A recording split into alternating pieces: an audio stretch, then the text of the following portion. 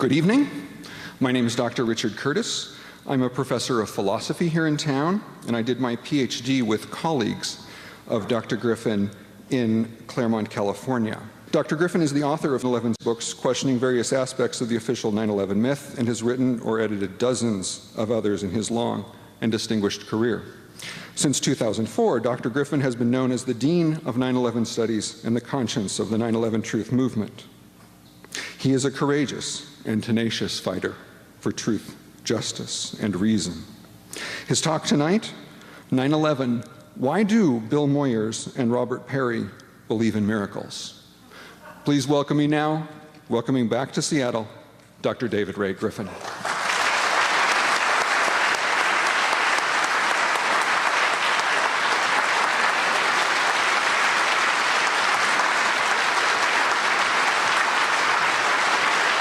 It has now been almost 10 years since the 9/11 attacks.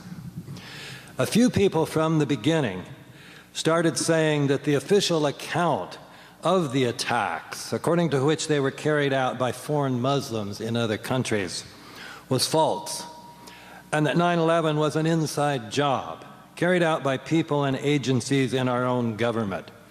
An emerging movement to make this case came to be called the 9/11 Truth movement.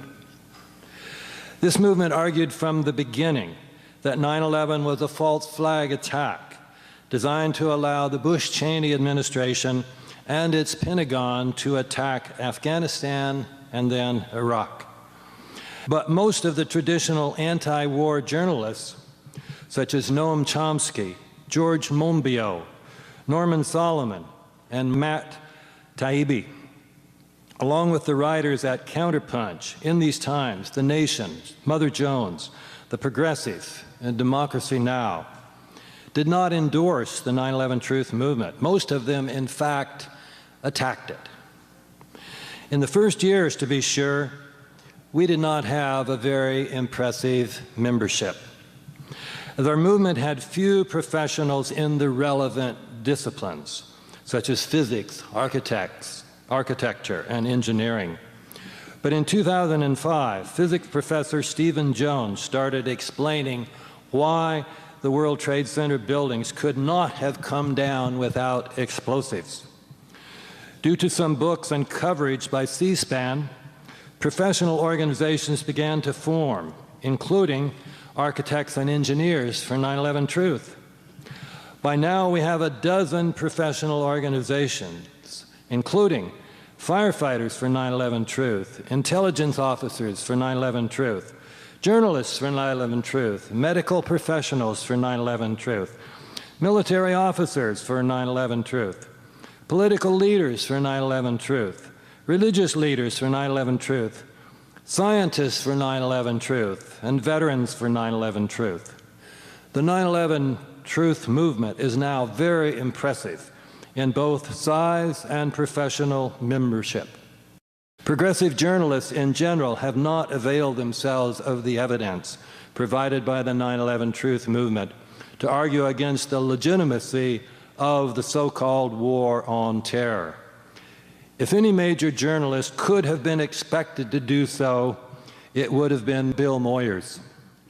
His 2007 program on the secret government exposed ways in which presidents have deceived the people to promote war. And another 2007 program, Buying the War, showed that the media, instead of exposing truths that could have prevented the war in Iraq, served as cheerleaders. However, while driving home the fact that the media failed to expose Saddam Hussein's lack of weapons of mass destruction, Moyers failed to expose Osama bin Laden's lack of responsibility for the 9/11 attacks. And then in 2011, he attacked the 9/11 Truth movement. After criticizing Rush Limbaugh and Fox News for providing disinformation that undermines the truth needed for democratic self-government, Moyers added, "Disinformation is not unique to the right. Like other journalists, I have been the object of malevolent assaults from the 9/11 truthers for not reporting their airtight case, proving that the Bush administration conspired to bring about the attacks on the World Trade Center. In speaking about this airtight case, Moyers was, of course, using sarcasm, considering this case anything but airtight. In fact, he said that the truthers, having no real evidence, simply cherry-picked a few supposed anomalies to build an inside job storyline. In criticizing this case, Moyers was paraphrasing independent journalist Robert Perry, who said, lacking any real evidence, the truthers have built their case on alleged anomalies in the collapse of the buildings. In drawing on Perry, Moyers appealed to one of the best of the independent journalists. Given Perry's commitment to truthful journalism, combined with his awareness that the October surprise became relegated to the status of bogus conspiracy theory only because of lying politicians and careless and dishonest journalists, we would have expected him to engage in meticulous reporting about the 9/11 truth movement's descent from the official story about the 9/11 attacks. We would have expected him to be suspicious of the official account because it was provided by the Bush-Cheney administration, which is now known to have lied about Iraq. And we would have expected Perry to be even more suspicious about the official story of 9/11 because the chief of the lying politicians in the October surprise case, Lee Hamilton, served as the Democratic co-chair of the 9/11 Commission. Moreover, Perry could have learned in a book on the Commission by New York Times writer Philip Sheenan that Hamilton's duplicitous ways continued in his new role. Hamilton, together with Republican co-chair Thomas Kean, appointed Philip Zelikow to be the Commission's executive director, even though Zelikow was essentially a member of the Bush White House. Hamilton also, with Kean, concealed from the staff the fact that Zelikow had written a detailed outline of the Commission's final report, complete with chapter headings, subheadings, and sub-subheadings, before the staff even had its first meeting. For all of these reasons, we would have expected Perry, as well as Moyers, to have done good reporting about the 9/11 attacks. They instead used bad reporting to attack the 9/11 truth movement's claims that 9/11 was an inside job. Both Moyers and Perry, as we saw earlier, said that the truthers had rejected the official account of 9/11 on the basis of alleged or supposed anomalies. Anomalies, coming from the word nomos, refers to occurrences that are exceptions to the norms, rules, or regularities. In saying that the 9/11 truth movement speaks of supposed or alleged anomalies in the collapse of the World Trade Center, Moyers and Perry were saying that the official account, according to which the buildings were brought down by the airliners and the resulting fires, contained no real anomalies, no exceptions to the regularities of physics and chemistry, no miracles. In truth, the official account of the destruction of the World Trade Center contains many anomalies, and some of them are so obviously and violently contrary to the laws of science that they must be called miracles. Insofar as Moyers and Perry endorse the official account of the destruction of the World Trade Center, they accept all of these miracles. I will point out 6 of them. First, when people talk about the World Trade Center, they usually have in mind the Twin Towers. But a third building came down that day, a 47-story building 2 blocks from the Twin Towers, World Trade Center 7, which came down at 5:21 in the afternoon. Many people have not even known that Building 7 came down because it was seldom, if ever, shown on television after that first day, and it was not even mentioned in the 9/11 Commission's report. Why this silence? On the one hand, scientists working for the government needed to say, in accord with the claim that the 9/11 attacks were engineered by al-Qaeda terrorists, that the World Trade Center was not destroyed by explosives, but was entirely destroyed by the airliner crashes and the resulting fires. On the one hand, it was hard for the government scientists to give this explanation for Building 7 because it was not hit by a plane. It seemed that the building must have been brought down by fire alone. But fire had never brought down a building of this type. New York Times reporter James Glantz, calling the collapse of Building 7 a mystery, said, "Experts said no building like it, a modern steel reinforced high-rise, had ever collapsed because of an uncontrolled fire." Worse yet for the official account, the fact that Building 7 was not hit by a plane meant that there was no jet fuel to ignite big fires throughout the building.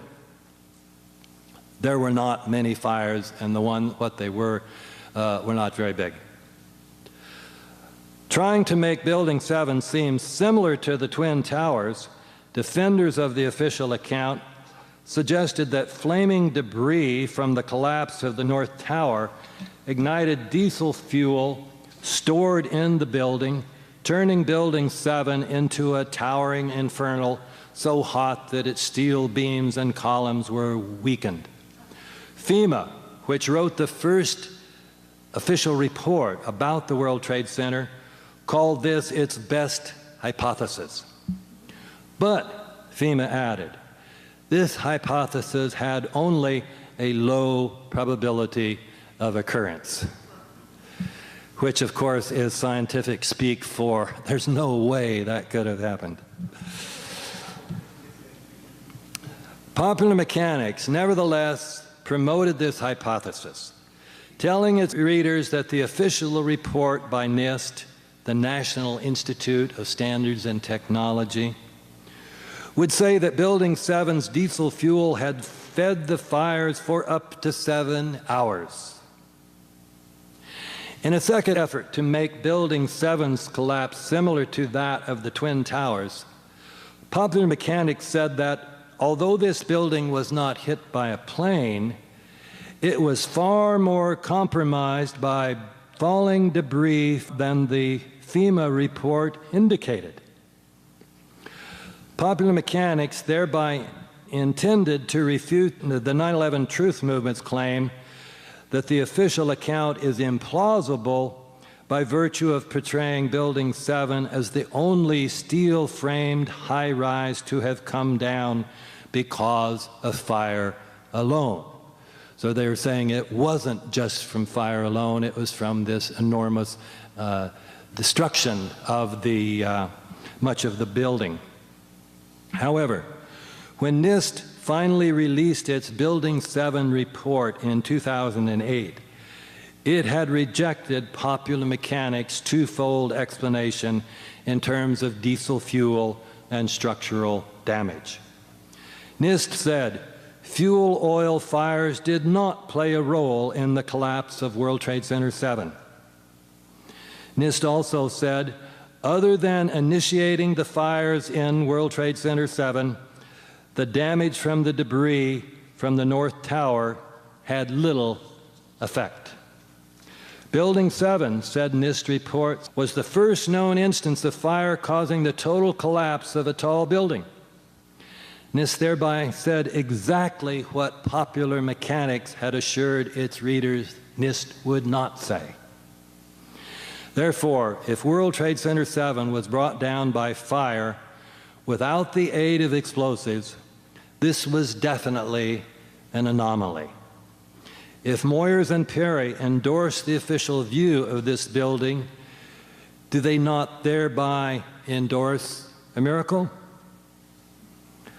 I turn now to a second anomaly, which even more clearly violates laws of science. Building 7 collapsed symmetrically, meaning that it came straight down, having an almost perfectly horizontal roof line. In order for this symmetrical collapse to occur, all 82 of the steel columns supporting the building had to fail simultaneously. It is difficult to imagine how this symmetry could have resulted without explosives.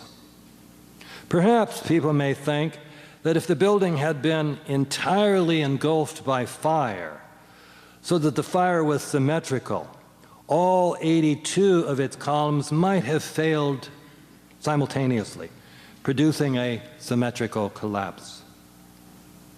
History teaches, however, that it is impossible for fire to cause a steel frame building to collapse.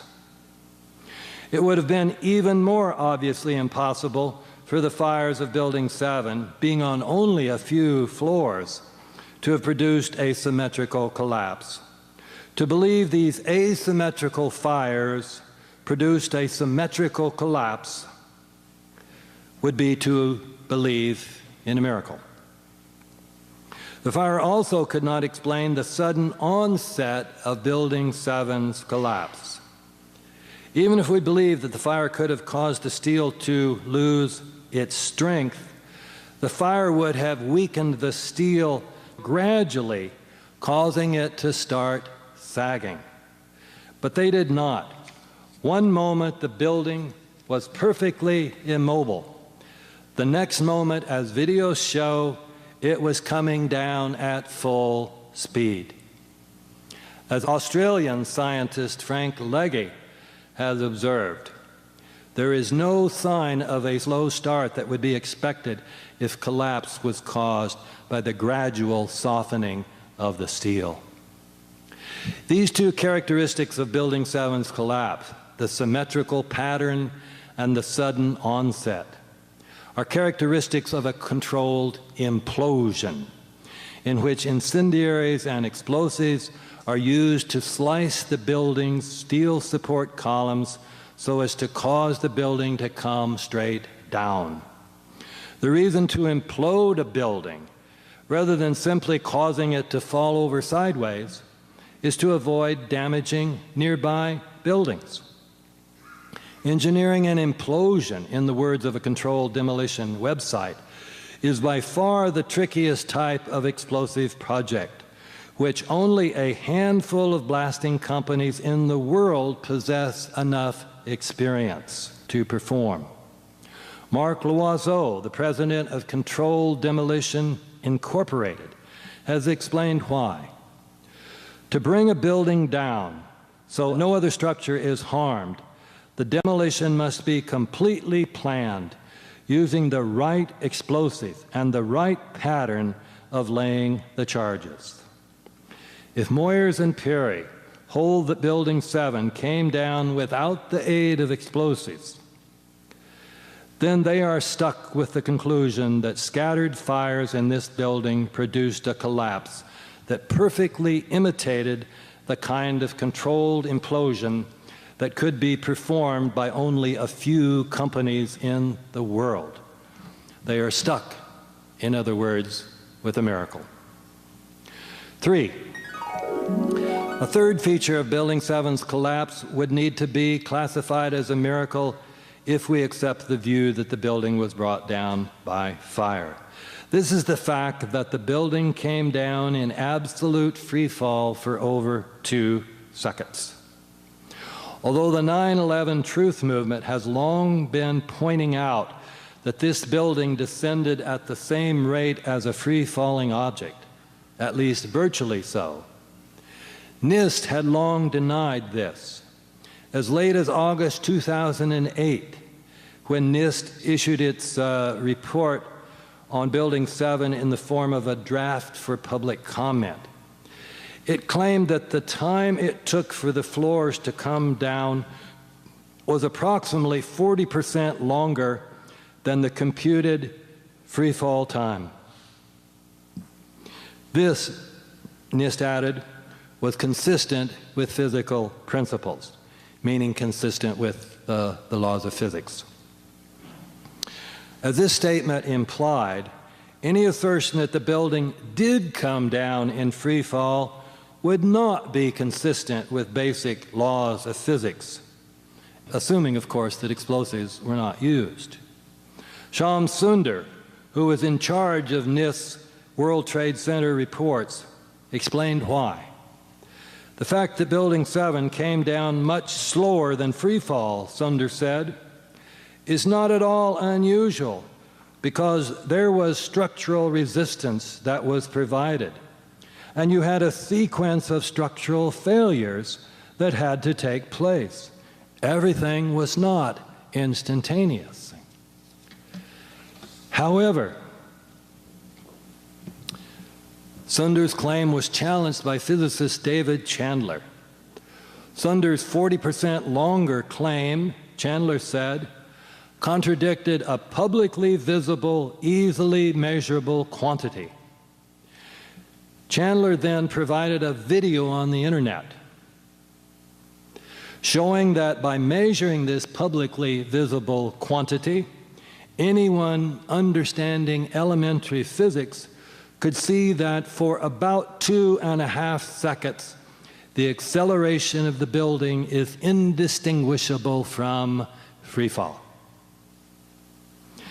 Given NIST's usual behavior, we might have expected it simply to ignore Chandler's challenge. But in its final report, NIST admitted free fall. Dividing the building's descent into 3 stages, NIST described the second phase as a free fall descent over approximately 8 stories at gravitational acceleration for approximately 2.25 seconds, 2.25 seconds. NIST thereby accepted Chandler's position, except for stating that the time in which the building was in free fall was only 2.25 rather than 2.5, rather than 2.25 rather than 2.5 seconds. Trivial difference. NIST thereby affirmed, without explicitly admitting it, that if no explosives were used, the descent of Building 7 was inconsistent with the principles of physics.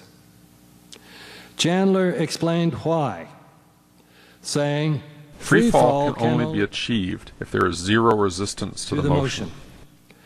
The top floor of Building 7 would have encountered tremendous resistance from the steel structure of the lower 46 floors, unless that structure had been removed by explosives.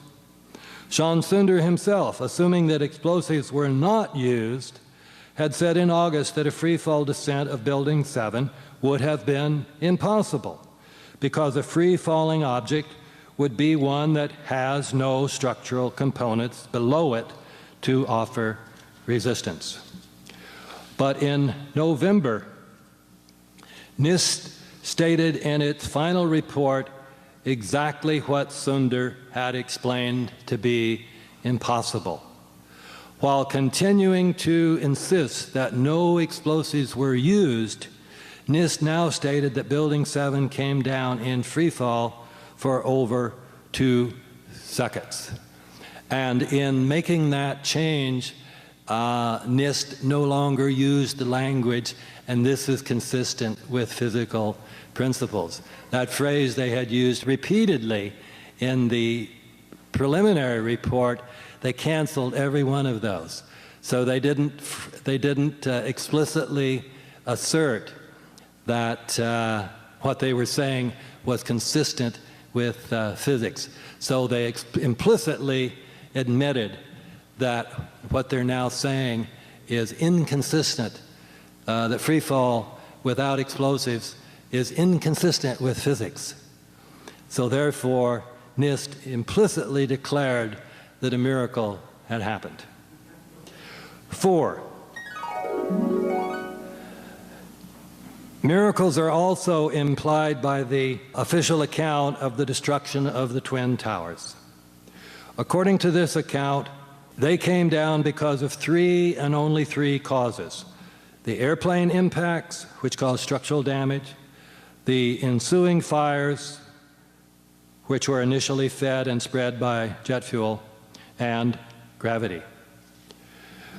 One of the miracles implicit in this account is that although each building had 287 steel support columns, 240 perimeter columns, and 47 massive core columns, and although explosives were not used to remove these columns, each building came down, as NIST put it, essentially in free fall. NIST tried to explain this by saying that each airliner took out several perimeter and core columns at its area of impact and also created huge fires, which began weakening the steel. After a period of time, 56 minutes for the South Tower and 102 minutes for the North Tower, the massive top section of each building at and above the fire and impact floors fell down on the lower section, which could not resist the tremendous energy released by the downward movement. So you had the plane going in, knocking out a hole in the building.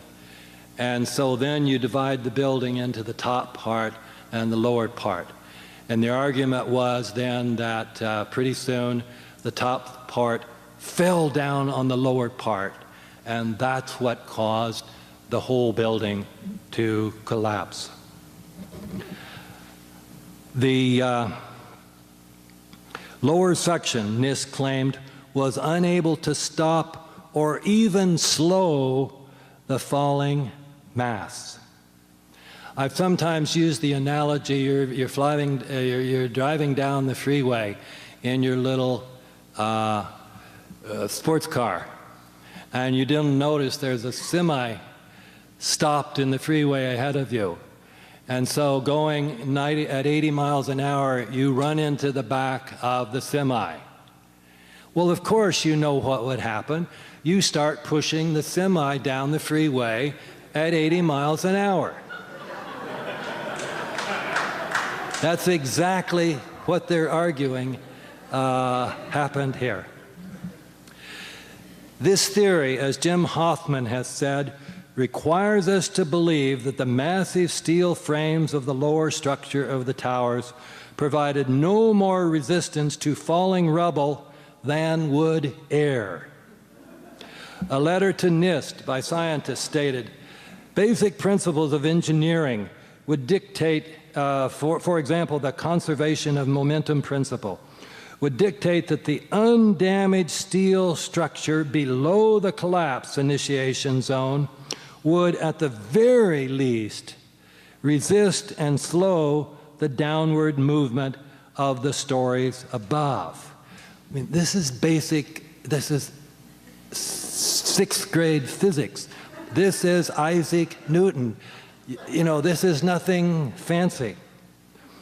There is indeed a good chance, they continued, that the structural strength of the steelwork below would arrest, that is, stop, the downward movement of the stories above altogether. In claiming, therefore, that each of the Twin Towers came down essentially in free fall without the aid of explosives, NIST implied enormous violations of the conservation of momentum. The descent of each of the Twin Towers in close to free fall was, therefore, a miracle.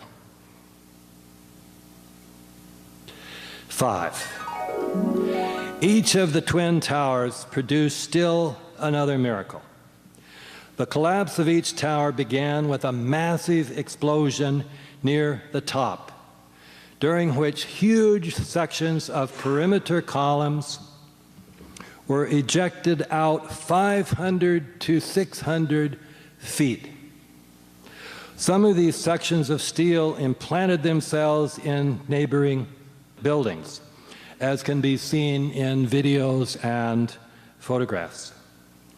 Enormous force would have been needed to eject huge sections of steel that far out. What could have produced this force? According to NIST, as we have seen, there were only 3 causal factors: the airplane impacts, the fires, and gravity. The airplane impacts could not have produced the ejections because those impacts had occurred an hour or more earlier. The horizontal ejections could not have been produced by gravity because gravity pulls things straight down. So the ejections must have been produced by fire. And certainly, fire could produce horizontal ejections by causing jet fuel to explode. But the jet fuel, as NIST itself pointed out, had burned up within a few minutes. So what could have happened an hour or more later? Explosives, such as RDX or nanothermite, could explain these horizontal ejections. According to NIST, however, explosives did not contribute to the destruction of the Twin Towers. These horizontal ejections, therefore, must be regarded as constituting yet another miracle. 6. Moyers and Perry probably did not think of the fires in the World Trade Center as having miraculous powers. But NIST's account implies they did. 3 professors from Worcester Polytechnic Institute issued a report about a piece of steel recovered from Building 7 debris, stating that it had undergone intergranular melting. An expanded version of this report, which contained a description of a similarly eroded piece of steel from one of the Twin Towers, was included as an appendix to the first official report on the destruction of the World Trade Center, which was issued by FEMA in 2002. A New York Times story noting that parts of those pieces of steel had melted away, even though no fire in any of the buildings was believed to be hot enough to melt steel outright. This story said that these discoveries constituted perhaps the greatest mystery uncovered in the investigation. An article in Worcester's magazine entitled "The Deep Mystery of Melted Steel" said, "Steel, which has a melting point of 2,800 degrees Fahrenheit, may weaken and bend, but does not melt during an ordinary office fire. Yet, a 1-inch column was reduced to 1/2-inch thickness. Its edges, which are curled up like a paper scroll, have been thinned to almost razor sharpness. Gaping holes, some larger than a silver dollar, let light shine through a formerly solid steel flange. This Swiss cheese appearance shocked all of the fire-wise professors who expected to see distortion and bending, but not holes. One of these professors said that the steel appeared to have been partly evaporated in extraordinarily high temperatures. That the steel had actually evaporated, not merely melted, was also reported by a University of California professor. Speaking of a horizontal I-beam from Building 7, he said, parts of the flat top of the eye, once 5/8 of an inch thick, had vaporized. The melting point of steel is 2,800 degrees Fahrenheit, and the boiling point is approximately 5,000 degrees Fahrenheit. But NIST said that the fires were ordinary hydrocarbon-based building fires, the maximum temperature of which would be 1,800 degrees Fahrenheit. If Moyers and Perry accept the official story about the World Trade Center buildings, they must believe that these fires had miraculous powers. Further evidence of these miraculous powers was found by the R.J. Lee Group, a scientific research organization that was hired by Deutsche Bank to prove for insurance purposes that the dust contaminating its buildings after 9/11 had resulted from the destruction of the World Trade Center. The R.J. Lee Group showed that the dust in the bank shared the unique chemical signature of the World Trade Center dust in general, part of which was spherical iron particles.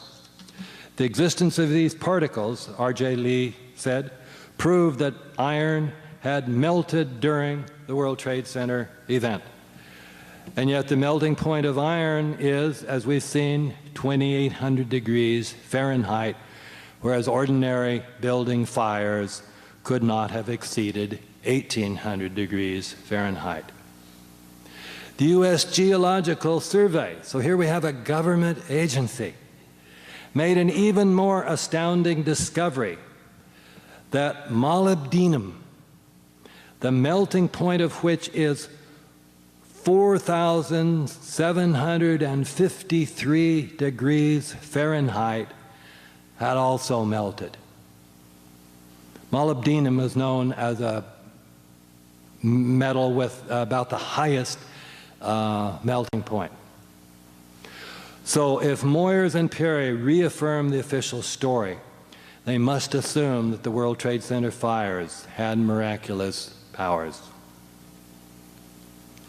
Moyers and Perry have not, of course, explicitly endorsed miracles.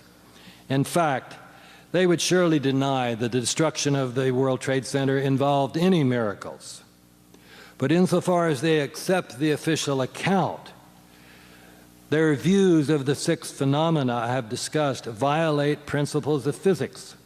So these phenomena would have to be classified as miracles. Why would Moyers and Perry accept the official account, even though it implies miracles?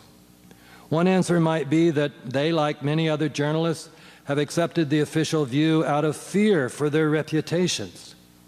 But Moyers and Perry have repeatedly shown that they have the courage to stand up for truth as they see it, regardless of the consequences.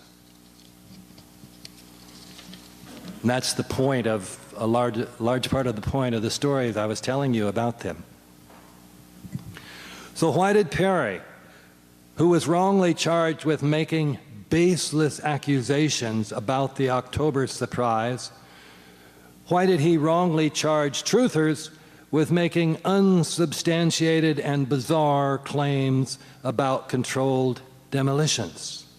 As we have seen, there is nothing unsubstantiated about the claims that the Twin Towers in Building 7 were brought down by means of explosives. Perry claims that scientists and engineers have provided plausible explanations for the official view. But only a handful of scientists and engineers have stated in print that they see nothing wrong with the official view, and most of them have been dependent upon the government. Remember here Upton Sinclair's famous dictum, "It is difficult to get a man to understand something when his salary depends upon his not understanding it." By contrast, thousands of professionals, including architects, engineers, firefighters, intelligence officers, military officers, and scientists, have publicly stated that the official view cannot be true. I mentioned firefighters. 118 of the 500 members of the New York Fire Department were asked to give oral histories, to give their reports of what they experienced that day. They were not asked questions. They were just told, tell us what you experienced that day. No leading questions. 118 of them volunteered the information that they experienced what seemed to be explosives in the buildings. Perry has unfairly been called a nut because of his persistence in laying out the evidence for the October surprise. Why did he, on the basis of inadequate study, turn around and say to label the truther version of the 9/11 events nutty would seem an understatement? Moyers has done equally poor reporting about 9/11. Observing that America seems more and more unable to deal with reality, Moyers rightly said in his 211 lecture that many people inhabit a closed belief system on whose door they have hung the "Do Not Disturb" sign. But Moyers' own belief system has evidently made him unable to deal with the reality revealed by the 9/11 Truth movement. Moyers' bias against 9/11 Truth was manifested 3 years before his 2011 statement. On February 1, 2008, in preparation for the presidential election, the Bill Moyers Journal asked viewers, "What one book do you want your next president to read?" The next week, Moyers named the 3 books receiving the most votes, while adding, "We detected only one organized campaign against a certain book, and we disqualified it as a result." The book in question, viewers learned the following week, was my 2007 book, Debunking 9/11 Debunking, which was the book that actually received the most votes by far. Was the alleged organized campaign the real reason why this book was disqualified? It would seem not, for 3 reasons. First, Moyers had not, in explaining the contest, said anything about disallowing organized campaigns. In the second place, the so-called organized campaign consisted entirely of one person writing a statement on 9/11 Blogger saying that he suspected most members of the 9/11 Truth movement would be recommending one of Griffin's books. He suggested that they agree on one of them, and he suggested the most recent book, Debunking 9/11 Debunking. I myself played no role in this campaign. Indeed, I did not even know about the contest until it was long over. In the third place, one of the book authors, Kim Michaels, organized a campaign on behalf of his own book, The Art of Non-War. On his website, he wrote, "Bill Moyers is asking viewers to recommend the one book that the next president of the United States should take to the White House. If you feel so inclined, please recommend The Art of Non-War." As a result, Michael's book came in 3rd in the voting, a fact that was used by the publisher to promote the book. However, the Bill Moyers Journal did not eliminate Michael's book from the competition in spite of his self-organized campaign. In justifying the exclusion of my book because of signs of an orchestrated campaign, Moyers said, "I wouldn't call it a conspiracy, but I wouldn't call it fair either. But if unfairness was the reason why my book was excluded, the Michaels book, the campaign for which could have easily been detected, should have been excluded. It would seem, therefore, that my book was excluded because Bill Moyers did not want to announce that his program had recommended my book with its claim that 9/11 was an inside job. By taking Moyers' treatment of my book in 2008, together with his 2011 attack on truthers, we can see that he, like Perry, has made charges against the 9/11 truth movement that are not justified by the empirical evidence. I have yet another question for Moyers and Perry. Given their negative characterization of people they call truthers, such as Moyers' statement that they employ sophistry and Perry's charge that they have preposterous notions, one would assume that none of their esteemed friends would have anything good to say about such people.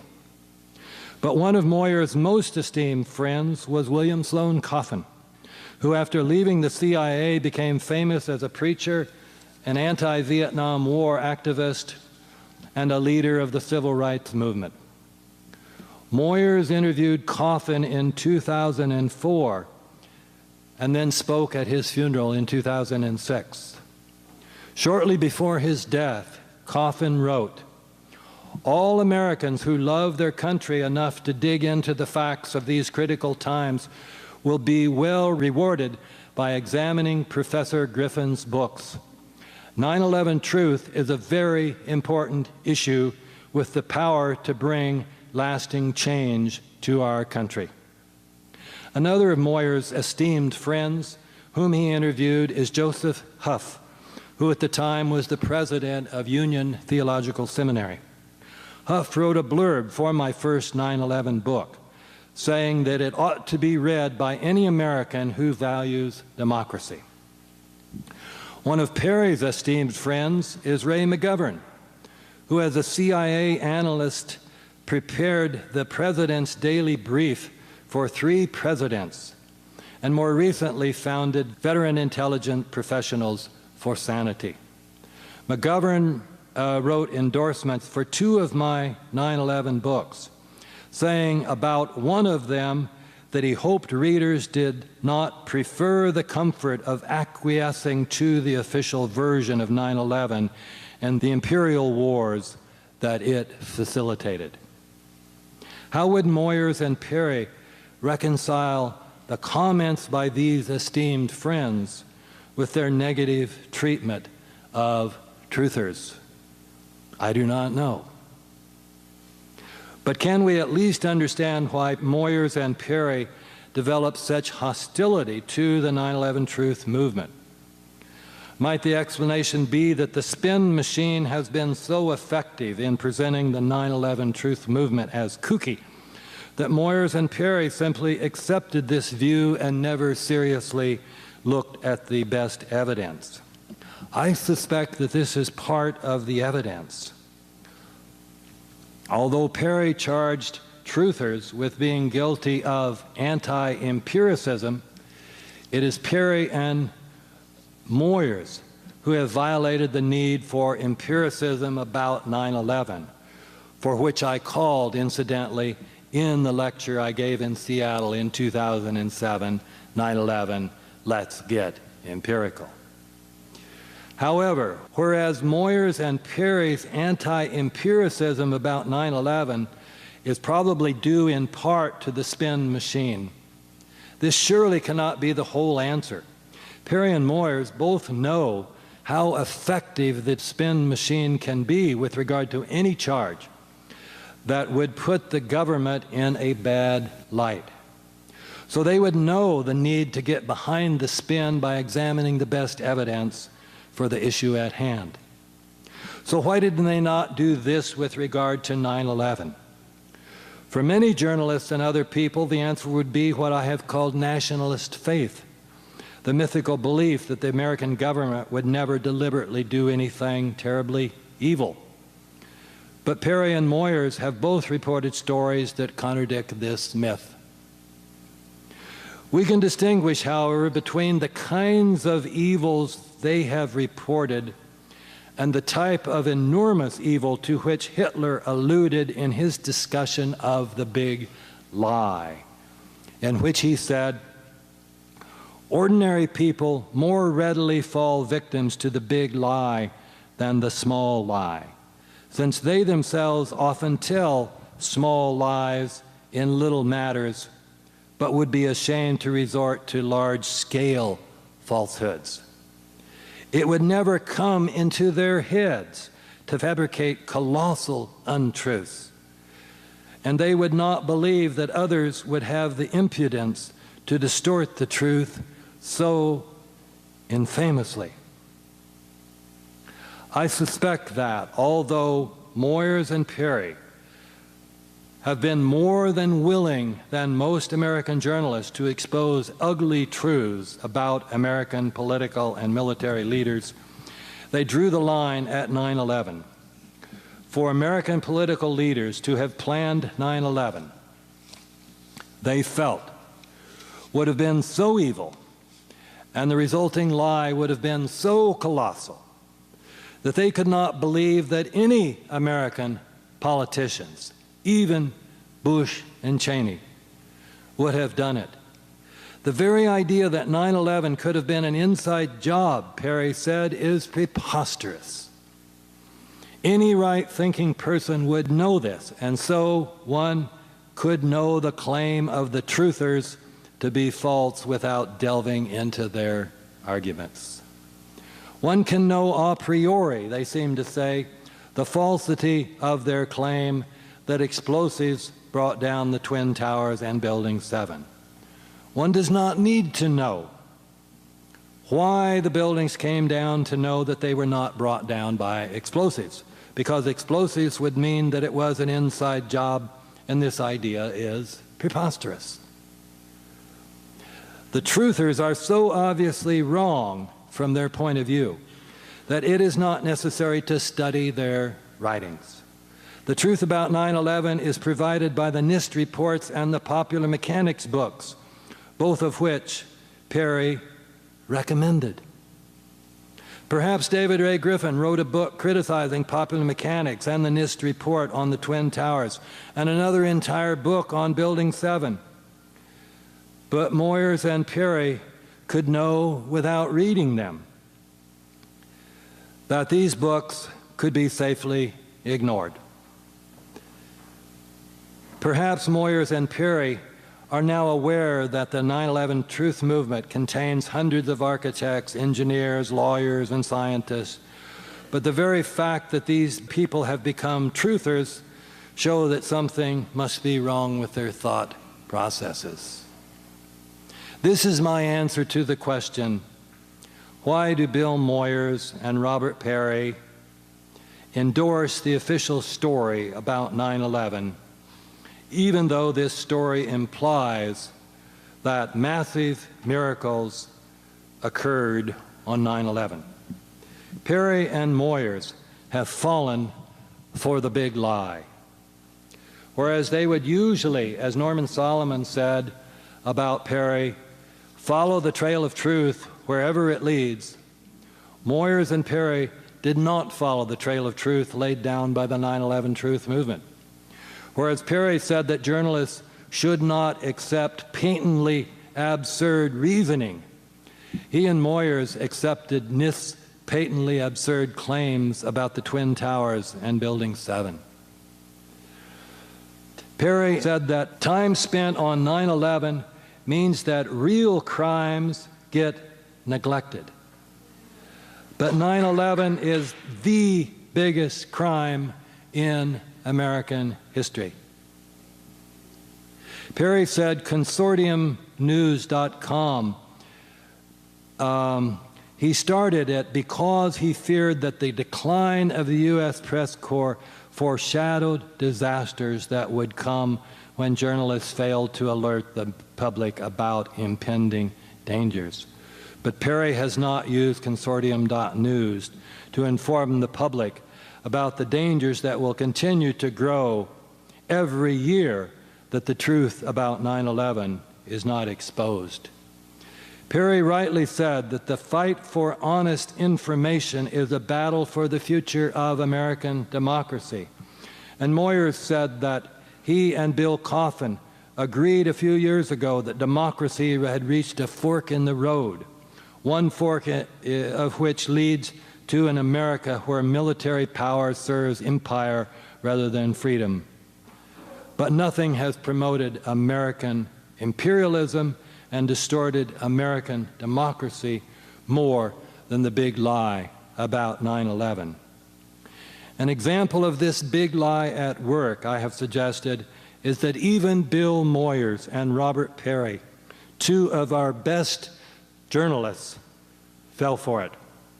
One of the next steps for the 9/11 truth movement, I propose, is to focus on the relatively small number of journalists who are both in this country, who are both honest and courageous, trying to help them, starting with Moyers and Perry themselves, to see that the 9/11 big lie is indeed a lie. Thank you very much.